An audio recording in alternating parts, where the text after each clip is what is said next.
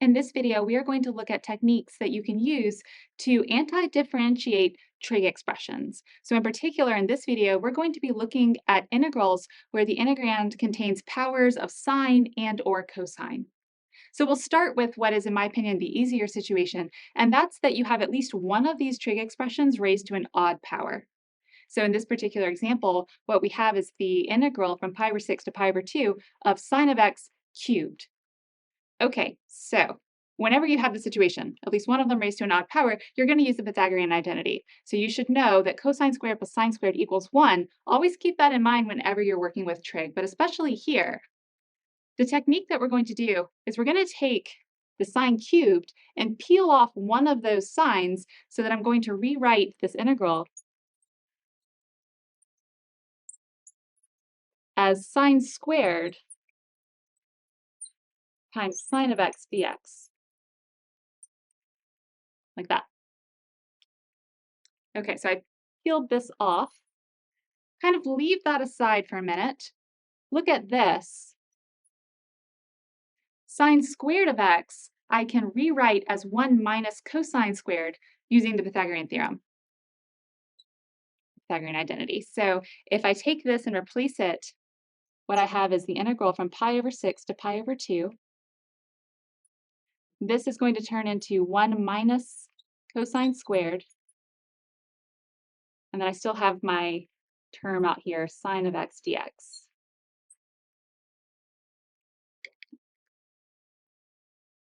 The reason why this is advantageous is it's now an ideal situation for a u substitution. So I have cosine in here. Sine is -1 times the derivative of cosine. So if I set this up with the u substitution, we'll be able to solve it that way.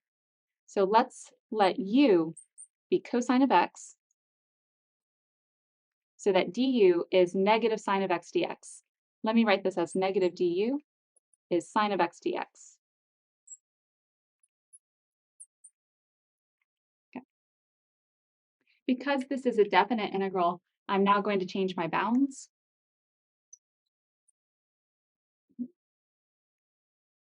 When x is pi over 6, cosine of pi over 6 is square root of 3 over 2. So that's my lower bound. And then for my upper bound, when x is pi over 2, u is cosine of pi over 2, which is 0. Now 1 minus cosine squared is 1 minus u squared. And then sine of x dx, this term that I peeled off, that's going to get absorbed into the differential. So then this is like negative 1 times du. Okay, there we go. Let's go ahead and finish this. So I'm going to flip my bounds and get rid of that negative so that we're going to integrate from 0 to square root of 3 over 2, 1 minus u squared du. Okay. I am almost out of room, but if I anti-differentiate this, I'm going to get u minus u cubed over 3. That. Plug in the top and bottom bounds.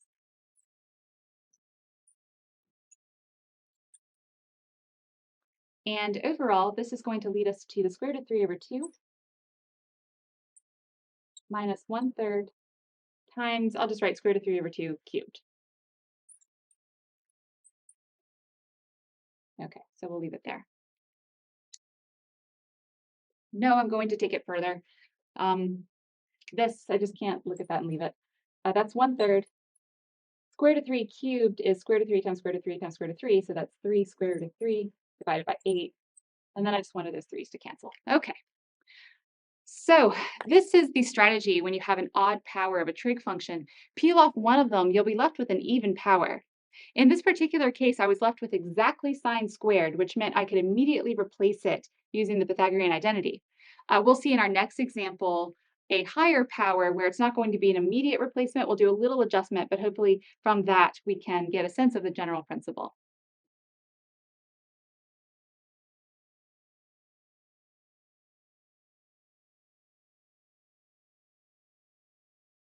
In this example, we want to antidifferentiate cosine of x raised to the fifth power. Since that's an odd power, our first step is going to be the same as last time. I'm going to take one of those cosine terms and peel it off from the others. So we'll start off by saying that this is going to be the integral of the cosine function raised to the fourth power, then times cosine of x dx. This part we essentially ignore for a minute because we expect that that's going to end up being a du and a u sub computation. I mean, I don't know if you expect that yet after seeing just one example, but that's what's going to happen. Now look at this cosine to the fourth. It doesn't look exactly like the cosine squared here in the Pythagorean identity, but I can make it look like that. So because this is always going to be an even power after you peel off one, I can take this and say that that is cosine squared squared, like that. And then our extra term, cosine of x dx. Okay, so now I have something in here that I can replace using the Pythagorean identity. So let's write this as the integral of 1 minus sine squared squared, and then cosine x dx. Okay. This is now a u sub situation where u is going to be sine, du is going to be cosine.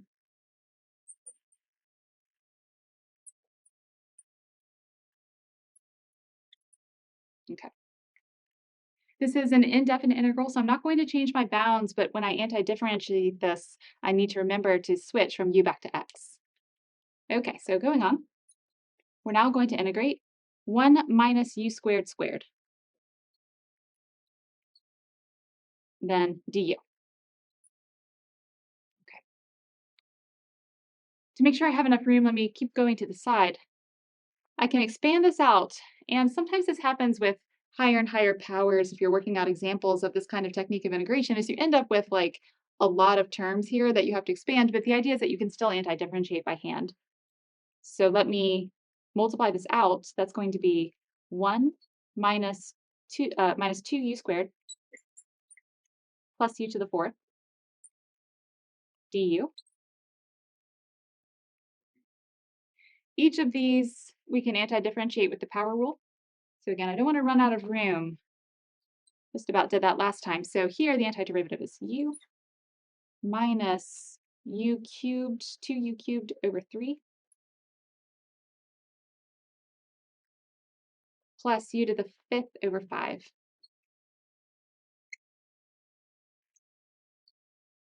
plus our constant of integration. Okay, don't stop here. We were asked to antidifferentiate something that was written with respect to x, so we need to convert from u back to x.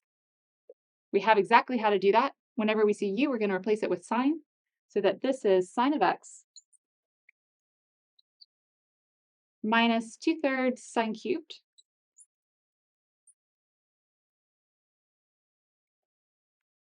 plus sine to the fifth over 5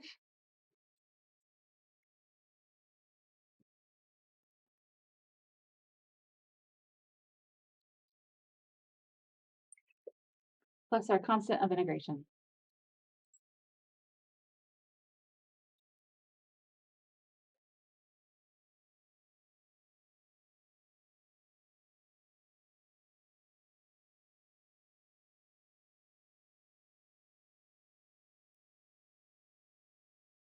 In this example, what I'm going to do is mix together some cosine and sine terms where the cosine expression is being raised to the seventh power. So that's an odd power of cosine.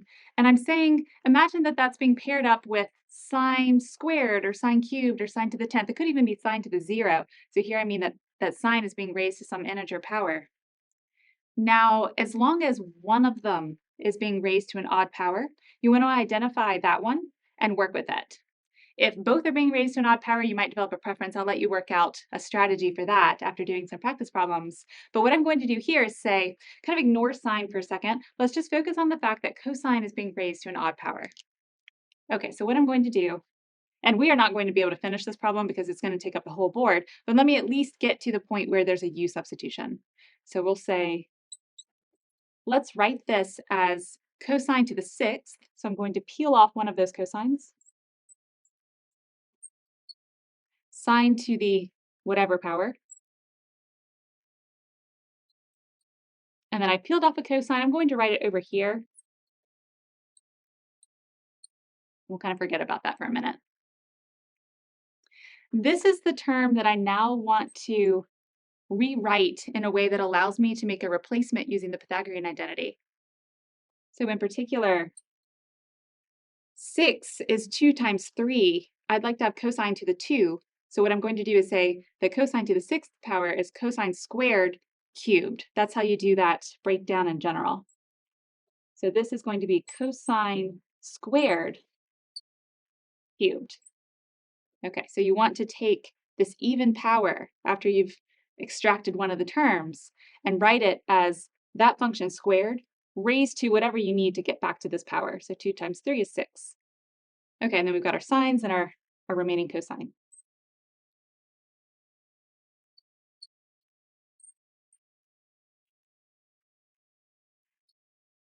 All right.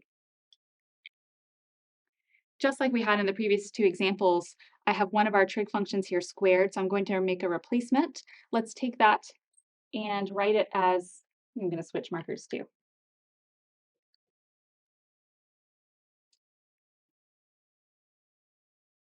Let's write this as 1 minus sine squared, all that cubed,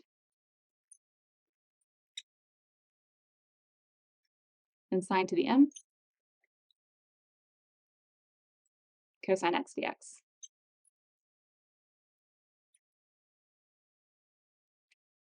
I have multiple instances of sine, but that's okay. Let's do a u substitution where u is just, every time we see a sine, it's u. So u is sine of x, du is cosine x dx.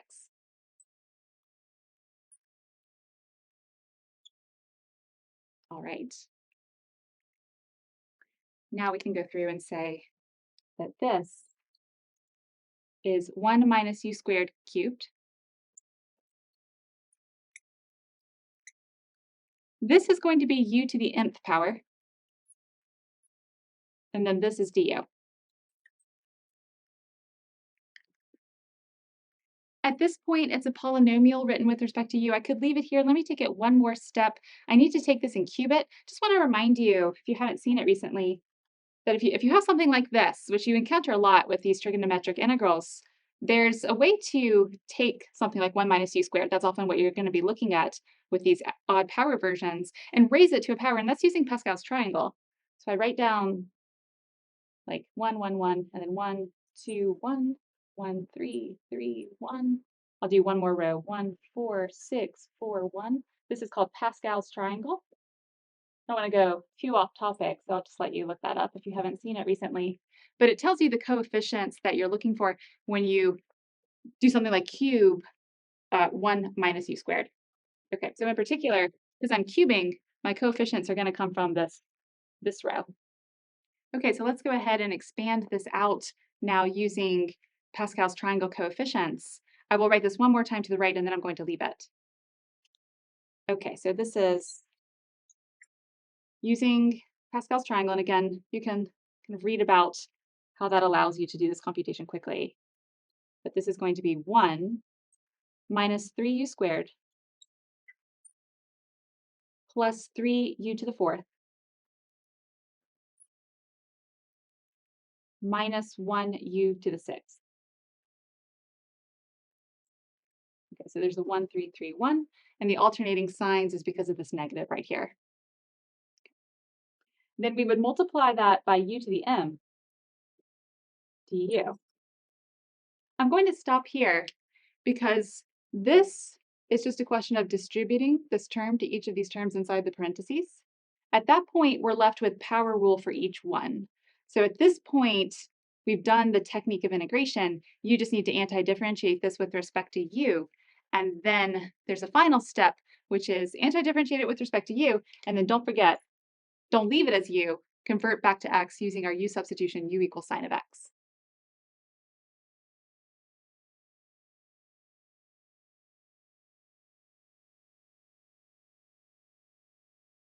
Whenever I'm anti-differentiating expressions that look like powers of sines and powers of cosines, I always really hope that at least one of them is odd because I like what we were just doing. Unfortunately, that's not always going to be the case. So now we'll look at what to do if all of the powers that you have are even. And for those, in my opinion, it takes a little bit more work, but there's still kind of an algorithmic procedure for how to get through those problems. In particular, we're going to rely on what's called the power reducing formulas. So if you look up here, we have sine squared of x is 1/2 times the quantity 1 minus cosine 2x.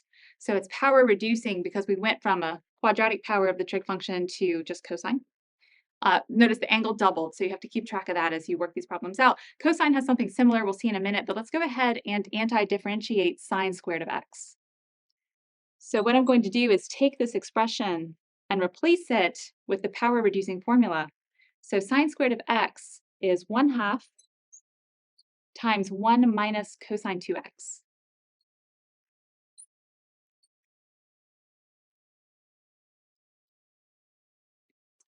At this point, we can actually just anti-differentiate. So this is going to be the antiderivative of 1/2. That's going to be x over 2. Now we need to anti-differentiate cosine 2x. Let me first distribute this 1/2 so we don't forget about that. The antiderivative of cosine 2x is going to look like sine 2x. But if I were to differentiate this, I would have cosine 2x times 2 because of the chain rule in here. So you just have to make sure that you bring in the coefficient that will cancel that out since we doubled our angle. And then plus our constant of integration, don't forget that. So overall, just to write this one more time, the antiderivative of sine squared is x over 2 minus 1/4 sine of 2x plus a constant of integration. That's fine. That's totally fine. If you don't like the fact that our angle is twice what it started as, so we had sine of x, that quantity squared, now we're looking at 2x, what you can sometimes do in these problems is bring in the double angle formula. So this is kind of an optional step for this problem, but I'm going to say that this is equivalent to x over 2 minus 1/4, whoops, I'm anticipating the next step, 1/4. And then there are formulas that will revert from double angles back to the original angle. So the one for sine of 2x is it becomes 2 sine of x cosine of x.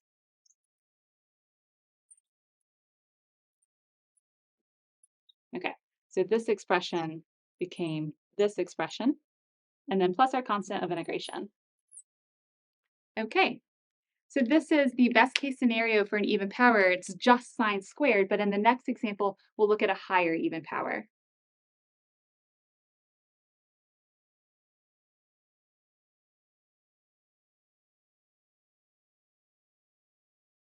Now let's see how to use the power reducing formula to reduce down a higher even power. In this case, we would like to anti-differentiate cosine to the 6th power. The first step in this kind of situation is to take that power of 6 and write it as 2 times something, so 2 times 3.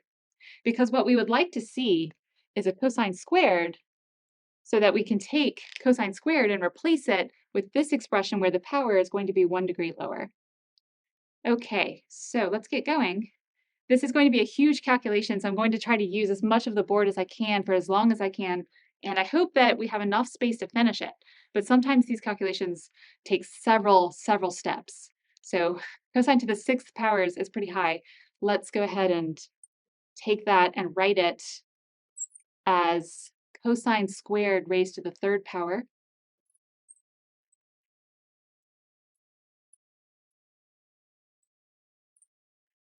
Like that.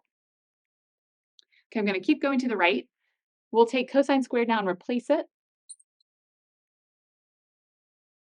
I'm going to replace my marker too. Cosine squared is 1/2 times 1 plus cosine 2x. 1, 2, cubed. Or rather, we're going to take that and cube it. Okay, I'm going to now cube this integrand. First thing I'm going to do is take 1/2 power, or 1/2 and cube it. That's going to be a leading 1/8. I think I'm going to go like all the way over here. We just need so much room for this. So let's pull the 1/8 out front. And then we're left with 1 plus cosine of 2x cubed. For that, you can use Pascal's triangle. So that's like 1, 1, 1, 1, 2, 1, 1, 3, 3, 1. So this is the row we need. If we were raising it to the 4th power, we would use 4th row. Okay. So given my knowledge of Pascal's triangle, I can say that this expression cubed is 1 times 1 cubed. 1 plus 3 cosine 2x plus 3 cosine squared 2x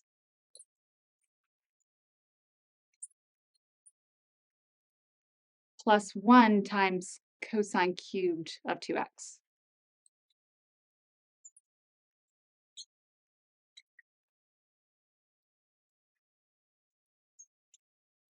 Okay. Now, you might look at this and think it looks just as bad as what we started with, but it's actually better because while we still have all these cosine terms, the power has gone down. So we've reduced our power from raising something to the 6th power to the 1st power, 2nd power, 3rd power. So we're looking at better powers. This is ready to anti-differentiate right away. This we can use another round of power reducing on. So we have an even power of cosine here. That's okay, we'll just do this process again. This is now an odd power of cosine, so you know I like that. So we'll do what we opened with on that last term. So let's do that. Again, I'm going to switch markers. It's like these calculations are so large. I'm going to go through all these markers. Okay.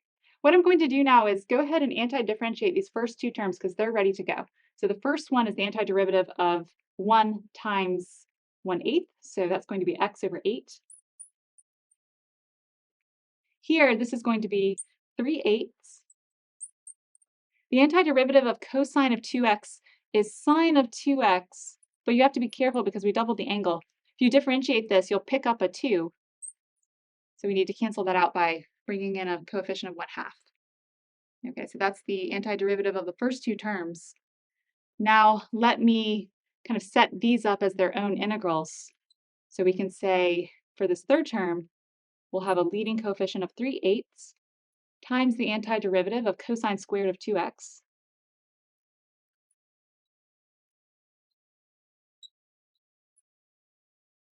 And then for the final term, given that it's an odd power, I'm going to go ahead and write it as cosine squared times cosine.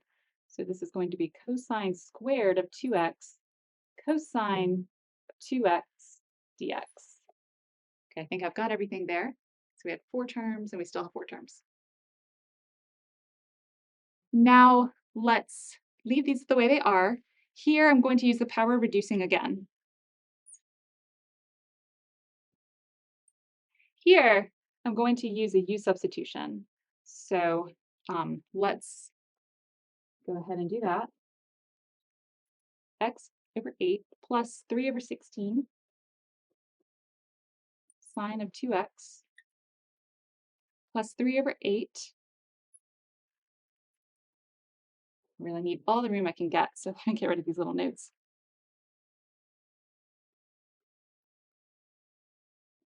Right, then this is going to be 1/2 times 1 plus cosine. We've got to double the angle.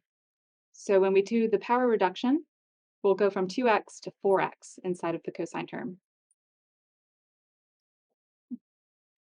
And then plus 1/8.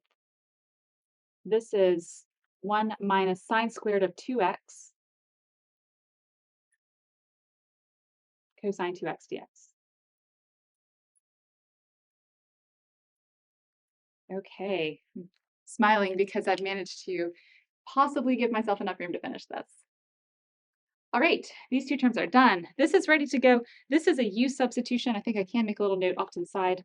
Here, we'll let u be sine of 2x.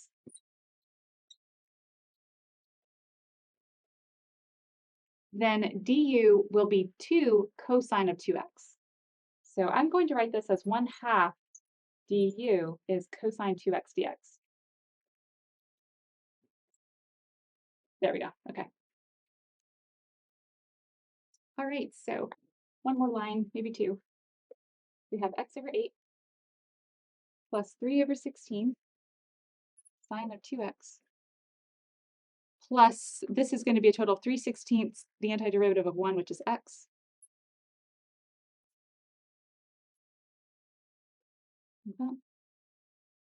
Plus 3 over 16. The antiderivative of cosine of 4x is sine of 4x divided by 4. Okay, so there I've got this term and this term. All right, looks good. And then here we will have 1/8 times 1 minus u squared, 1/2 du. Right, 1/2, 1 minus u squared du. Okay. We just need to finish up that last expression. It's basically ready. Did I leave anything out? No, it was just cosine q. Okay, looks good. I just talked myself into writing this one more time. I was going to try to just integrate that last part on its own, but let's write this out one more time to take this problem all the way to the end. Let's see here, I can combine these two terms. X over 8 is the same thing as 2x over 16 plus 3x over 16 is 5x over 16 plus this term.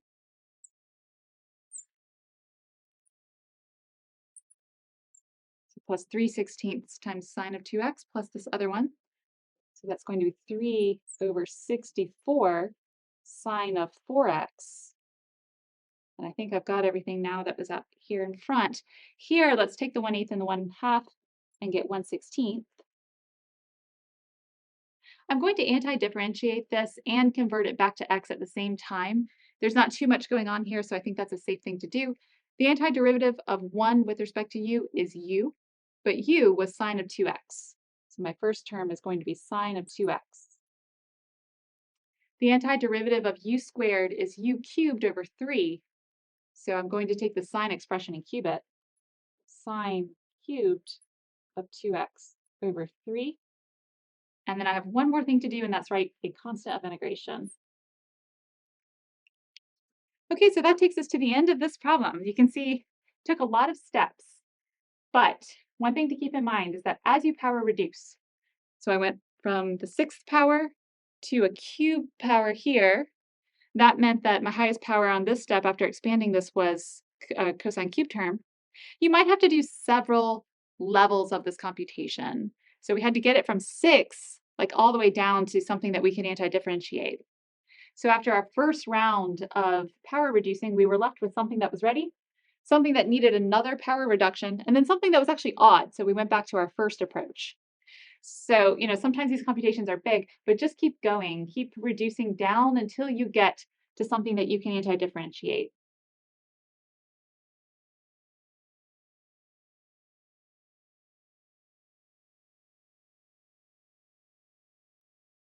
Let's take a look at this example. We would like to anti-differentiate sine to the 4th times cosine squared. So what I'm going to do is take this expression and first rewrite it as sine squared squared times cosine squared.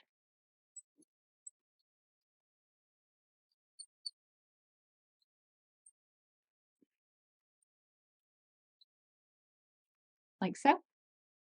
Next, I'm going to bring in the power reducing formula for each of these terms. So that, I'm going to need more room, as is often the case with this. So I'm going to come all the way over here and see if I can get 2 lines on each, or 2 calculations on each line. So sine squared is going to be 1/2 1 minus cosine of 2x squared, like that. And then cosine squared is going to be 1/2 times 1 plus cosine 2x. 1, 2, 3, 1, 2. I feel like I'm missing. There we go.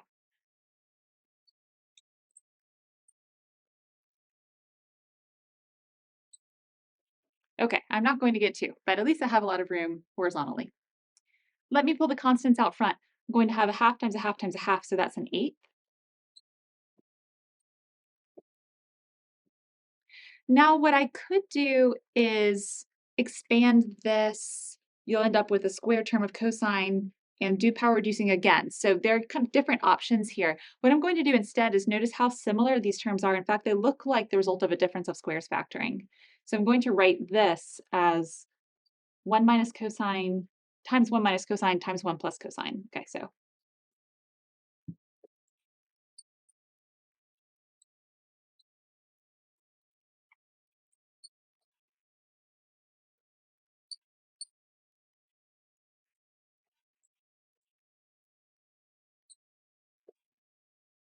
all right, so that's one way that I can proceed, but it's not the only way.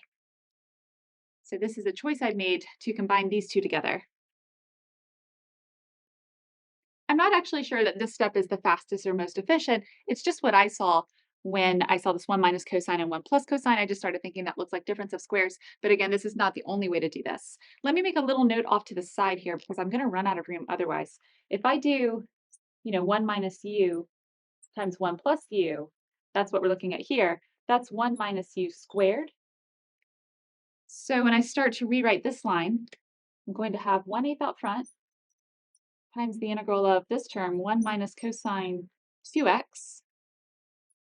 And then this is going to be 1 minus cosine squared, but that's sine squared. So I'm going to write sine squared of 2x dx. Okay, so 1 minus cosine squared became sine squared. Now I think I can fit another computation on this line. Let me distribute, and I'm going to break this up into two separate integrals. So I will have 1/8 times this times 1 times sine squared. Okay, let me just do it. So sine squared with the angle is 2x dx minus 1/8 times cosine times sine squared.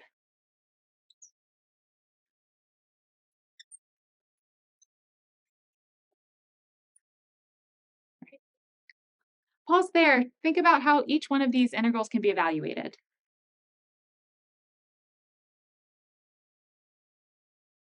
We have already anti-differentiated sine squared, but in case you don't have that handy, we can just do this again with power reducing. And then this is a u substitution where u is going to be sine, so that du takes care of the cosine. We'll also pick up a factor of 2 or a half there, so we'll get to that in a second. But first, let me start here. This is going to be 1/8 times 1/2 times 1 minus cosine. We have to double this angle, so 4x dx minus 1/8 u squared, at the risk of overusing the letter u. Let me erase this note, and we will work out what happens with this u substitution here. So if u is sine 2x, du is 2 cosine of 2x dx. So I need to divide by 1/2.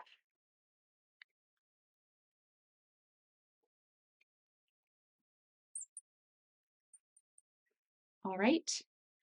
Can I do this on this line? I think maybe. All right, so we're going to have 1/16. The antiderivative of 1 is x, and then minus 1/4 sine of 4x.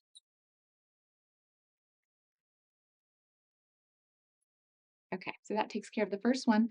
And then this one is going to be minus 1/16 times u cubed over 3. So I'm going to write 1/3. U cubed, let me just go ahead and use the fact that I know what u is. So that's going to be sine cubed 2x. And that's going to take care of the second integral, and then plus c. Okay, I will leave this computation there.